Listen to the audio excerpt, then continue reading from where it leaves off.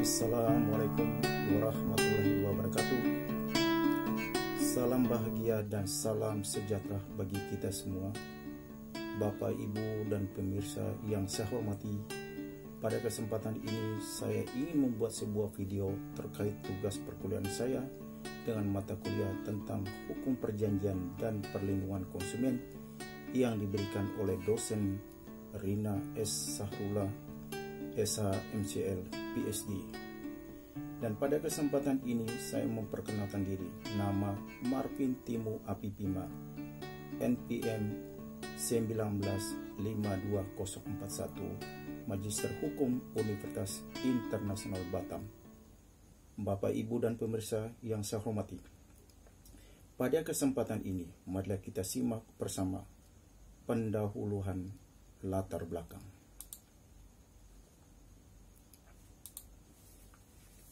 Sebagai makhluk sosial, manusia selalu berhubungan dengan manusia lainnya.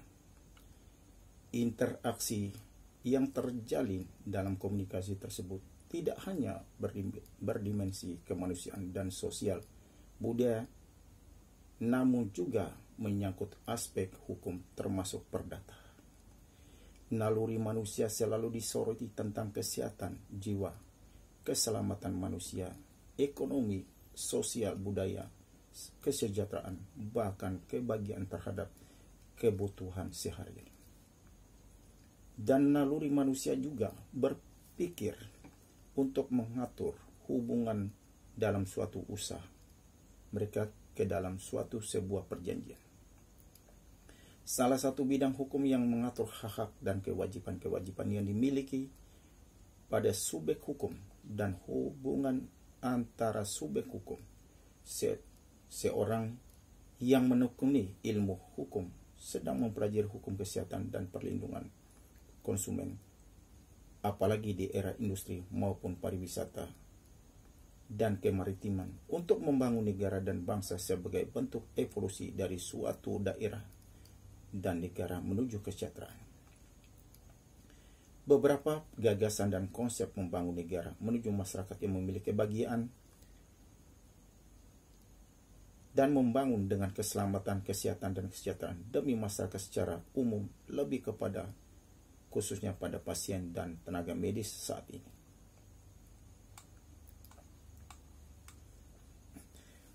Bertalian dengan luasnya wilayah Indonesia, Bapak Ibu yang kami hormati, di hadapan dengan kesehatan saat ini, pengelolaan kesehatan tentu tidak bisa dilepas dari Negara Kesatuan Republik Indonesia sebagaimana dianut dalam Undang-Undang Dasar Negara Republik Indonesia tahun 1945.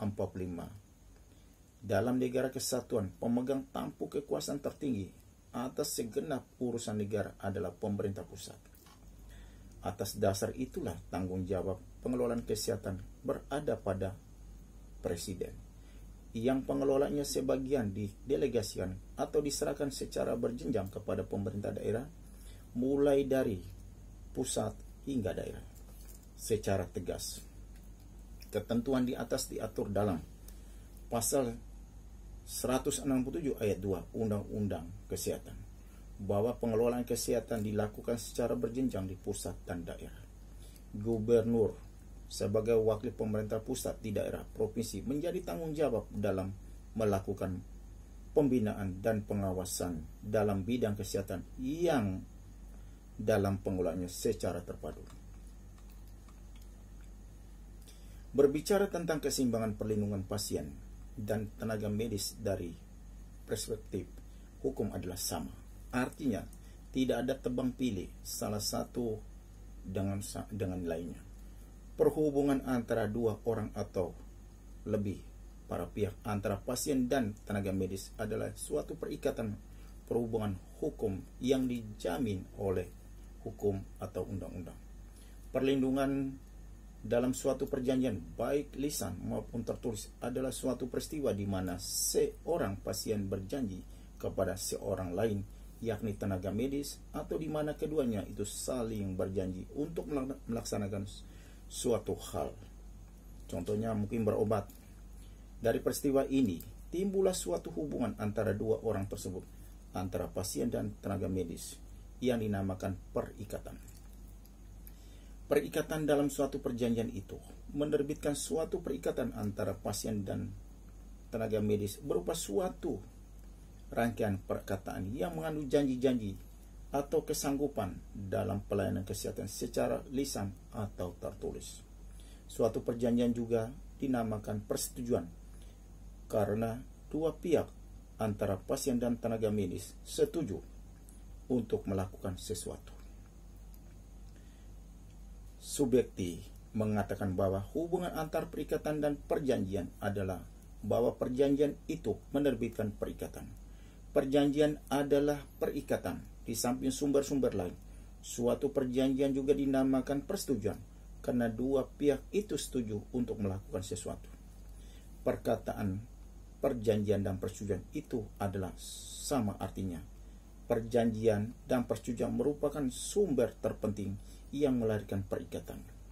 Bagaimana hubungan hukum dalam pelayanan kesehatan terhadap pasien? Hubungan hukum akan terjadi bila pasien datang ke rumah sakit untuk berobat. Hubungan hukum antara dokter, pasien, dan rumah sakit berbentuk perikatan untuk berbuat sesuatu yang dikenal sebagai jasa pelayanan kesehatan.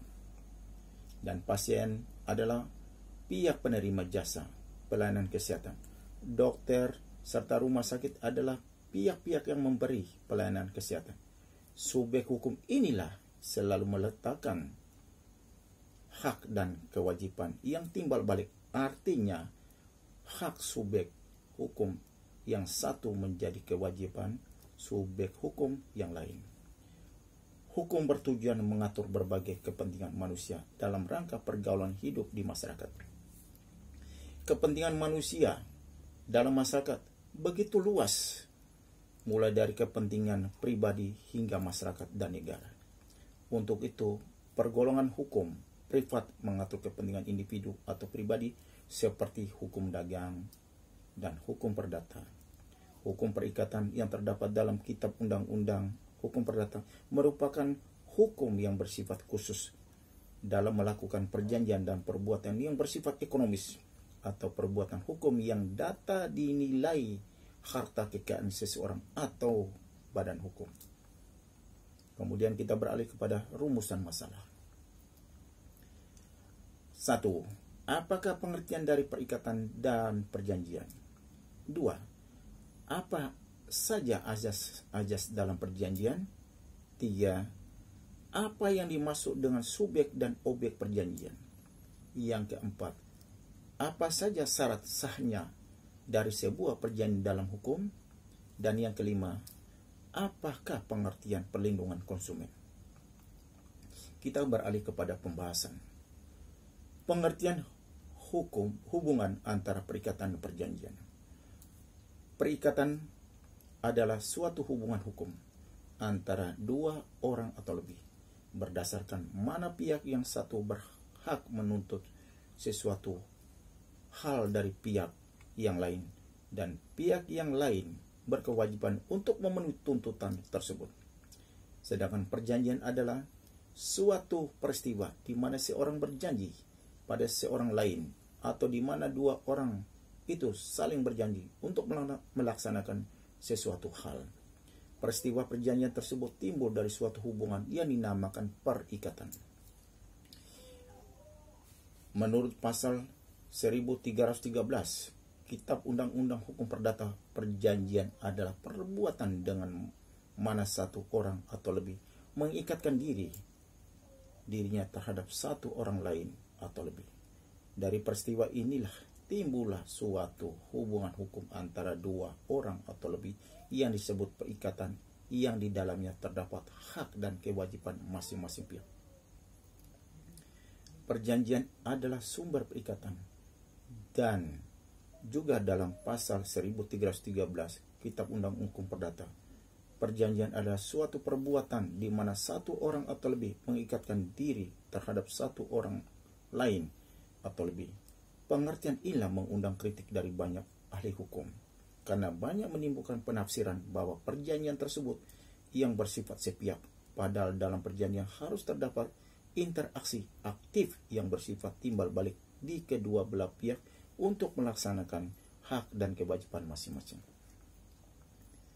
Untuk itu secara sederhana perjanjian dapat dirumuskan sebagai sebuah perbuatan di mana kedua belah pihak sepakat untuk saling mengikat diri satu sama lain.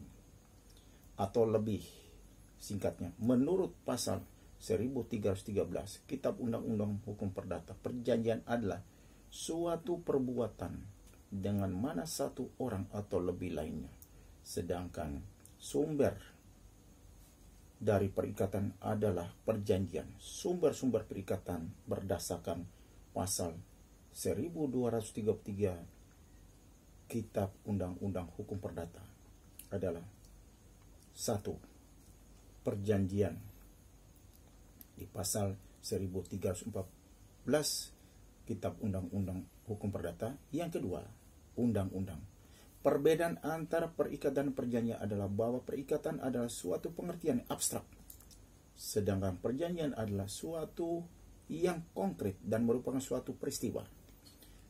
Perikatan yang lahir dari perjanjian memang dikehendaki oleh dua orang pihak yang membuat suatu perjanjian, sedangkan perikatan yang lahir dari undang-undang diadakan oleh undang-undang di luar kemauan para pihak yang bersangkutan. Ajas-ajas perjanjian. Kitab Undang-Undang Hukum Perdata merumuskan ada 5 ajas dalam hukum perjanjian. Pertama adalah ajas kebebasan, atau biasa kita kenal adalah freedom of contract. Ajas kebebasan dalam hukum perjanjian memandang bahwa setiap pihak bebas untuk menentukan apakah mereka akan membuat perjanjian atau tidak, bebas mengadakan perjanjian dengan siapapun, bebas menentukan isi perjanjian, cara pelaksanaan serta syarat-syarat perjanjian apakah lisan atau tertulis. Yang kedua, ajas konsensualisme. Ajas ini memandang bahwa sebuah perjanjian disebut sah apabila ada kesepakatan, yakni persesuaian antara kehendak dan pernyataan yang dibuat oleh kedua belah pihak. Ajas ini termaktub dalam pasal 1320 ayat 1 Kitab Undang-Undang Hukum Perdata. Di situ disebutkan berkaitan dengan bentuk hukum perjanjian. Sementara hukum di Jerman kita mengenal istilah perjanjian real dan perjanjian formal. Disebut juga perjanjian real apabila perjanjian tersebut dibuat dan dilaksanakan secara kontan, dan disebut perjanjian formal apabila perjanjian tersebut dalam bentuk tertulis. Yang ketiga, ajas kepastian hukum. Ajas ini memandang bahwa suatu perjanjian memiliki kepastian hukum berkaitan dengan akibat dari perjanjian tersebut. Pihak ketiga, hakim, dan lain-lain harus menghormati substansi perjanjian dan tidak boleh melakukan intervensi. Ajas kepastian hukum tersebut termaktub dalam pasal 1338 ayat 1 Kitab Undang-Undang Hukum Perdata. Yang keempat, ajas itikat baik, atau biasa kita sebut adalah good faith. Ajas ini memandang bahwa pelaksanaan substansi perjanjian antara kedua belah pihak didasarkan pada kepercayaan dan itikat baik. Itikat baik tersebut dibedakan menjadi dua, yaitu nisbi dan mutlak. Itikat baik nisbi berkaitan dengan sikap dan tingkah laku subjek perjanjian secara nyata, sedangkan itikat baik mutlak memandang bahwa penilaian itikat baik menyangkut ukuran objektif dan tidak memihak berdasarkan norma-norma yang ada. Ajas ini termaktub dalam pasal 1338 ayat 3 Kitab Undang-Undang Hukum Perdata. Yang kelima adalah ajas kepribadian, atau sering kita sebut adalah personality. Ajas ini memandang bahwa setiap pihak yang melakukan perjanjian berdasarkan kepentingan diri sendiri, sebagaimana termaktub dalam pasal 1315 Kitab Undang Hukum Perdata berbunyi, pada umumnya seseorang tidak dapat mengadakan perikatan atau perjanjian selain untuk dirinya sendiri, dan ditegaskan dalam pasal 1340 Kitab Undang-Undang Hukum Perdata. Perjanjian hanya berlaku antara pihak yang membuatnya. Dengan demikian, sebuah perjanjian hanya mengikat kedua belah pihak, kecuali ada kasus-kasus khusus sebagaimana disebutkan dalam pasal 1317 Kitab Undang-Undang Hukum Perdata.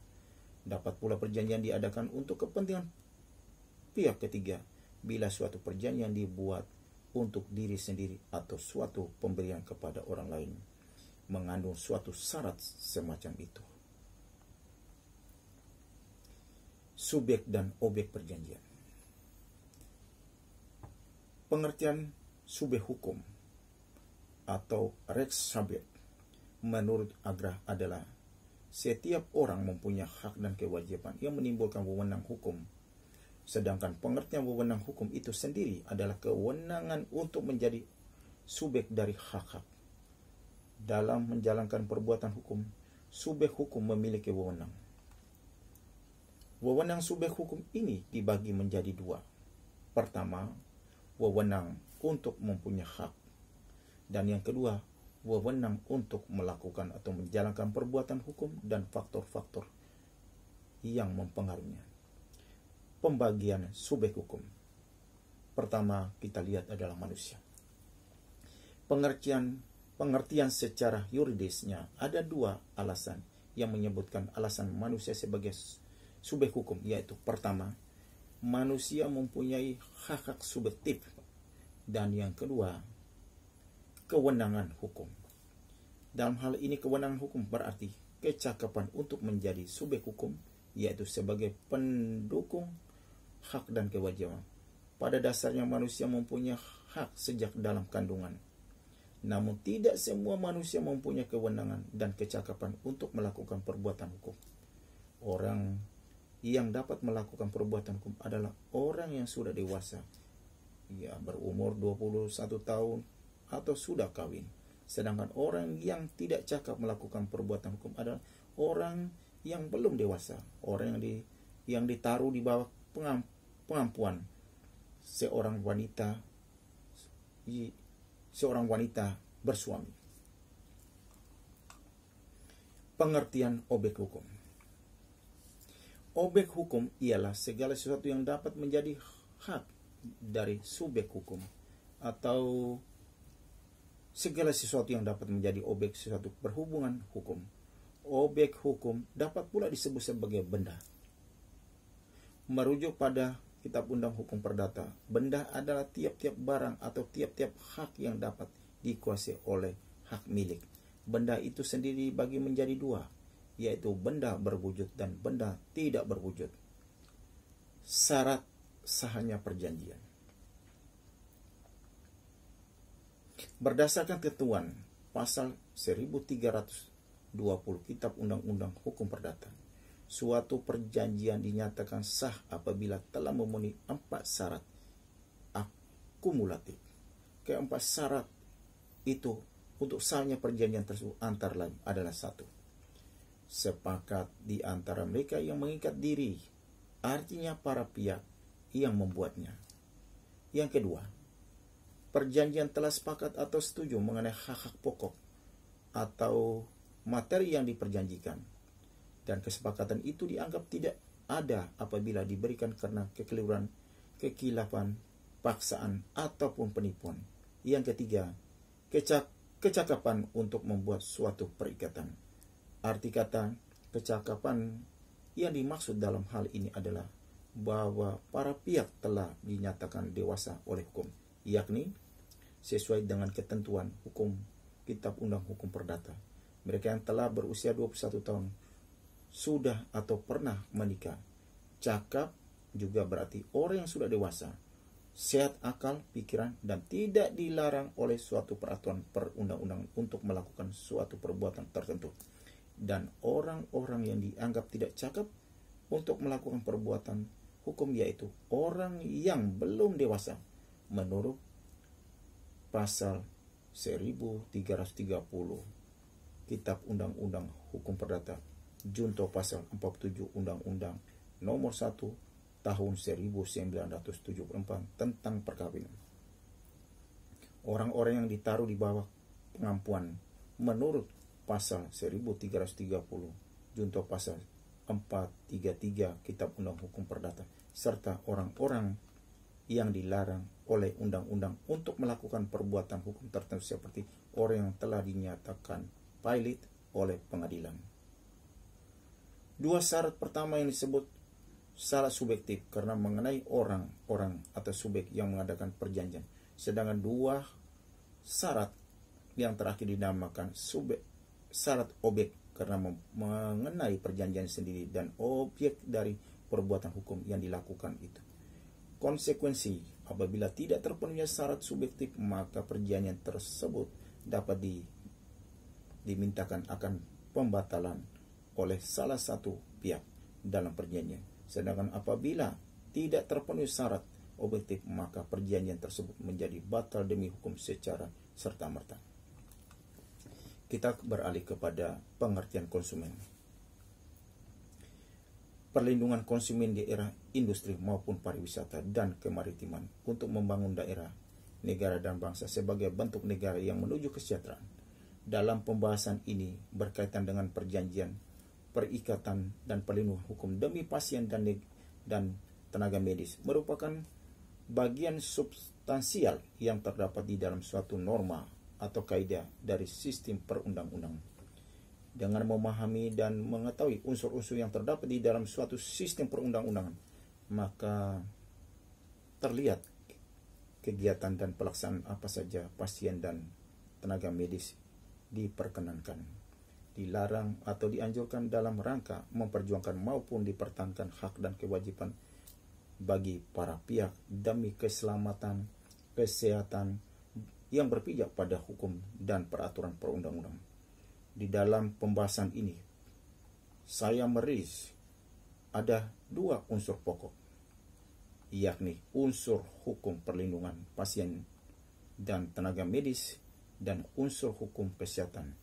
Kedua unsur pokok tersebut terakumulasi satu sama lain di dalam pemahaman-pemahaman terdapat hukum kesehatan. Sebagai manusia, kita wajib memahami perlindungan pasien sebagai konsumen dalam layanan kesehatan. Semua orang sebagian mengetahui hak dan kewajiban perlindungan konsumen. Pasien selaku pihak konsumen sudah selayaknya mengetahui segala sesuatu yang berkenaan dan dengan hal perlindungan pasien demi menjamin kesehatan dirinya sendiri. Mengetahui perlindungan konsumen sejatinya memiliki tujuan mulia, yaitu menghilangkan praktek yang dapat merugikan salah satu pihak. Hal ini ditujukan pada pihak-pihak yang paling rentan di lingkungan masyarakat, di antaranya anak-anak, wanita hamil, dan para mandulah. Perlindungan pasien mencakup perlindungan terhadap hak pasien yang meliputi 1. Hak untuk memilih dokter. 2. Menerima informasi terkait penyakit dan rencana pengobatan yang disarankan dokter. Yang ketiga, menyetujui pengobatan dan tindakan medis melalui persetujuan medis. Yang keempat, mendapatkan kenyamanan, keamanan, dan keselamatan selama dirawat oleh dokter. Yang kelima, mendapatkan kerahasiaan informasi medis. Keenam, mendapatkan ganti rugi jika pada kenyataan pelayanan atau obat yang diterima justru menimbulkan kerugian bagi pasien.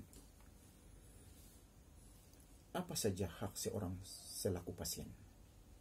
Perlindungan pasien juga melekat pada pihak tenaga kesehatan.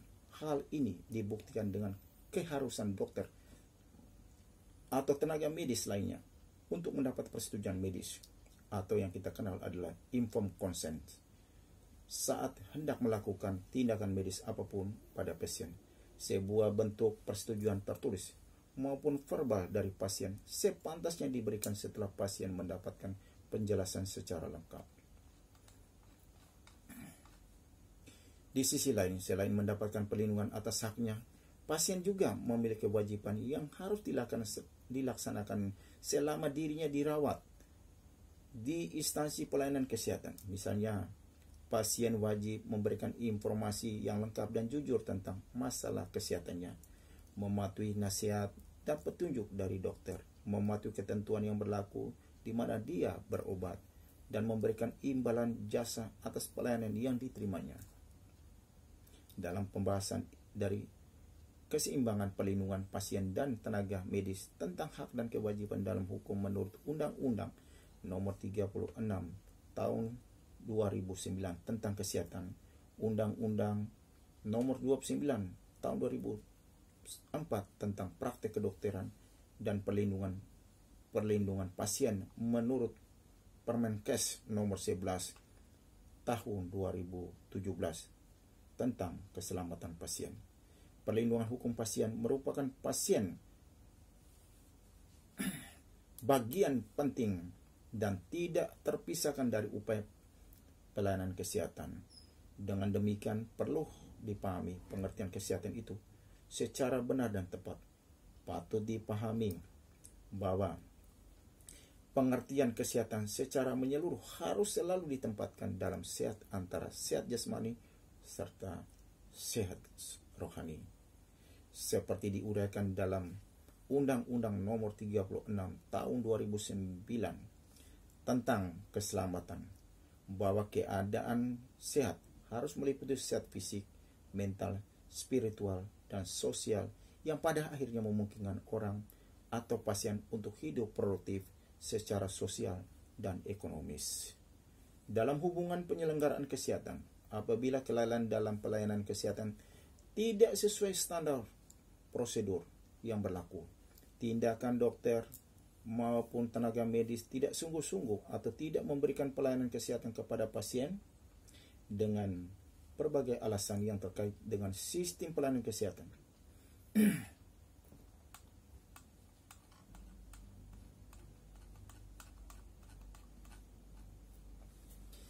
landasan konstitusional kesehatan sebagai hak adalah pasal 28. Saya ulangi sekali lagi, Bapak, Ibu, dan pemirsa yang saya hormati. Landasan konstitusional kesehatan sebagai hak dasar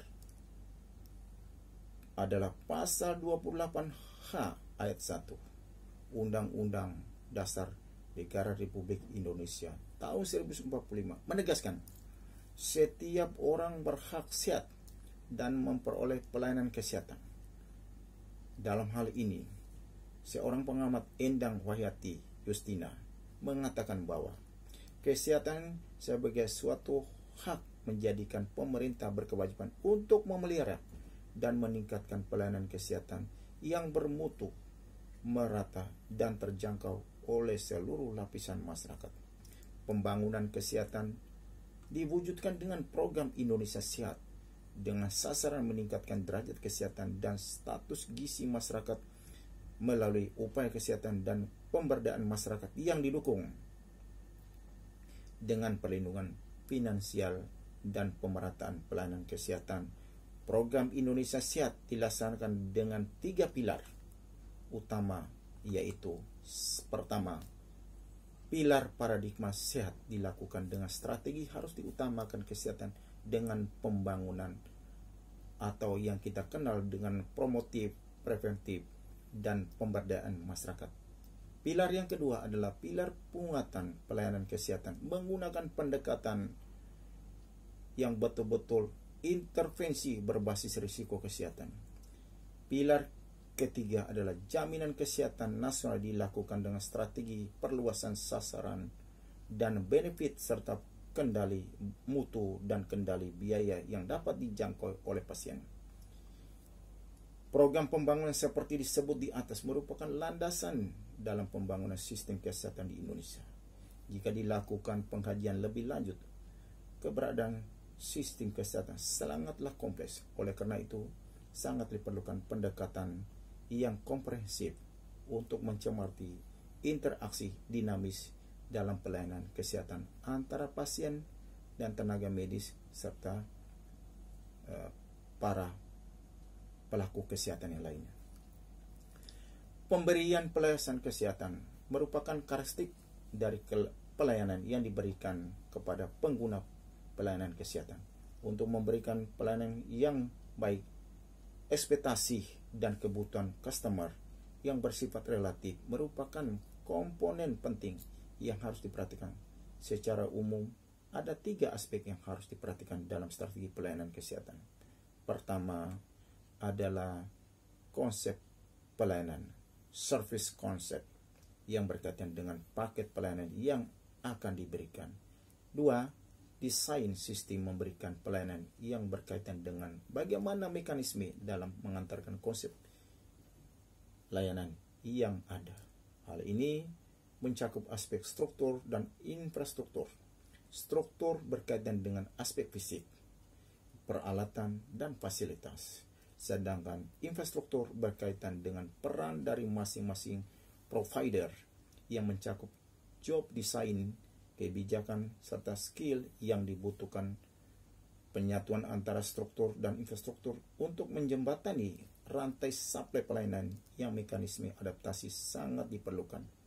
Yang ketiga adalah target pasar, pasien atau konsumen yang berkaitan dengan siapa yang menjadi pelanggan. Untuk menguatkan sistem kesehatan, digunakan pendekatan daya guna yang mencakup 1.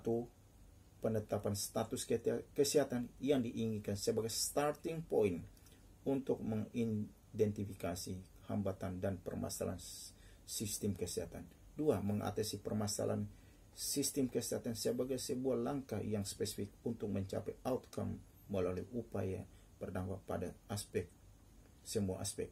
3. Mengatasi isu kapasitas dan kebijakan sistem kesehatan. Yang keempat, meningkatkan pengawasan dan evaluasi dalam sistem kesehatan terhadap pasien dan tenaga medis itu sendiri, yakni penguatan pada tingkat proses pelayanan. Kesimpulan, dari seluruh rangkaian penjelasan dalam suatu perjanjian yang ditimbul dalam perikatan yang bersumber dari perjanjian dan undang-undang hukum perikatan, digunakan dalam perbuatan hukum yang menganut asas kebebasan berkontrak dan konseptualisasinya sebagai induk dari kebebasan para pihak dalam melakukan perikatan. Dalam pasal 47 Undang-Undang Nomor 36 Tahun 2009 tentang kesehatan diselenggarakan dalam bentuk kegiatan dengan pendekatan promotif, preventif, kuratif, dan rehabilitatif yang dilaksanakan secara terpadu, menyeluruh, dan berkesinambungan. Dalam memberikan pelayanan kesehatan kepada pasien, seorang dokter, bidan, perawat harus berpegang teguh pada standar profesi, standar prosedur, dan kode etik sebagai pedoman untuk memberi arah terhadap praktik kedokteran sehingga mengikat pekerjaan dalam profesi kedokteran tersebut. Perikatan adalah suatu hubungan hukum di antara dua orang pihak, di mana pihak yang satu berhak menuntut sesuatu hal dari pihak yang lain dan pihak yang lainnya itu berkewajiban untuk memenuhi tuntutan tersebut. Atau 1. Perikatan adalah suatu hubungan hukum antara dua orang atau dua pihak atau lebih, berdasarkan mana pihak yang satu berhak menuntut sesuatu hal dari pihak yang lain dan pihak yang lain berkewajiban untuk memenuhi tuntutan tersebut. Kedua, perjanjian adalah suatu peristiwa di mana seseorang berjanji pada orang lain atau di mana dua orang itu saling berjanji untuk melaksanakan sesuatu hal. Tanggung jawab hukum dokter adalah suatu keterikatan dokter terhadap ketentuan-ketentuan hukum dalam menjalankan profesinya.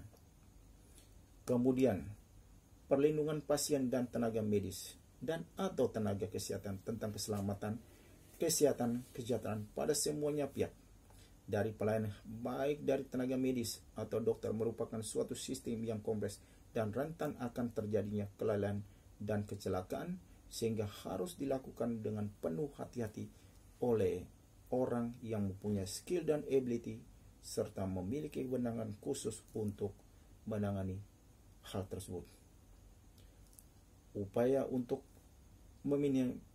meminimalkan tuntutan hukum terhadap seorang tenaga medis atau terhadap rumah sakit beserta staf-stafnya pada dasarnya merupakan upaya mencegah atau mengelola risiko dengan bermuara maupun berorientasi kepada kesehatan dan keselamatan pasien.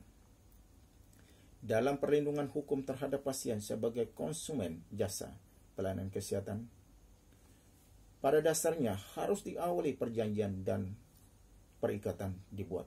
Artinya, atas dasar kesetaraan antara kedua belah pihak.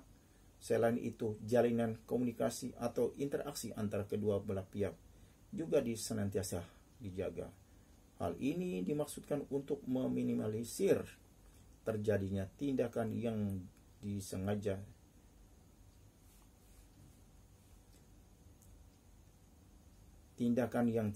seperti tindakan-tindakan kelalaian. Apapun suatu kekurang mahiran atau ketidakkompeten seorang tenaga medis, dokter yang tidak beralasan dari penyelenggara pelayanan kesehatan yang mengakibatkan kerugian terhadap pasien. Selain itu, perbuatan hukum itulah menimbulkan adanya hubungan hukum perikatan, sehingga dapat dikatakan bahwa perjanjian merupakan sumber perikatan. Dan tanggung jawab pemerintah dalam hal perlindungan hukum terhadap pasien sebagaimana konsumen jasa pelayan kesehatan adalah menyempurnakan Undang-Undang Nomor 23 Tahun 1992 tentang Kesehatan dan Undang-Undang Nomor 29 Tahun 2004 tentang praktek kedokteran dalam bentuk pembuatan aturan-aturan pelaksana. Karena hingga saat ini Indonesia belum memiliki standar pelayanan medik dan standar profesi kedokteran yang belum memadai.